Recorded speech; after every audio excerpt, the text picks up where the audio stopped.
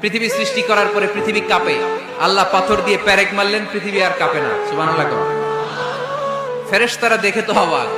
ফেরেশতারা বলে, আল্লাহ পাহাড়ের এত শক্তি, পাহাড় গেড়ে দিলেন পৃথিবীতে, আর পৃথিবী কাঁপে না। হাল মিন খালকিকা আশাদ্দু মিনাল জিবাল, আল্লাহ আপনার সৃষ্টির মধ্যে পাহাড়ের চেয়ে শক্তিশালী কি কিছু আছে? আল্লাহ বললেন, নাআম, আছে। আল হাদিদ, লোহা। লোহা পাহাড়ের চেয়ে শক্তিশালী, কারণ লোহা পাহাড়ে মারলে পাহাড় ভেঙে যায়, ঠিক কিনা? ফেরেশতারা আরো অবাক, লোহা এত শক্তিশালী? হাল মিন খালকিকা আশাদ্দু মিনাল হাদিদ, আল্লাহ তাহলে লোহার চেয়ে শক্তিশালী মনে হয় কিছু নাই, আছে?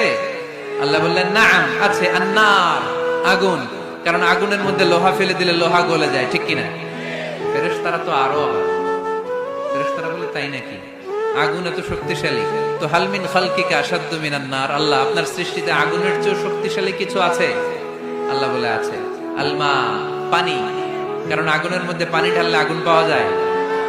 ফেরেশতারা তো এবার আরো অবাক, পানি এত শক্তিশালী, ওই পানি ঘট ঘট ঘট ঘট করে আমরা খাই, এত শক্তিশালী আল্লাহ। হাল মিন খালকিকা আশাদ্দু মিনাল মা, আপনার সৃষ্টিকুলের মধ্যে পানির চাইতে শক্তিশালী কি কিছু আছে?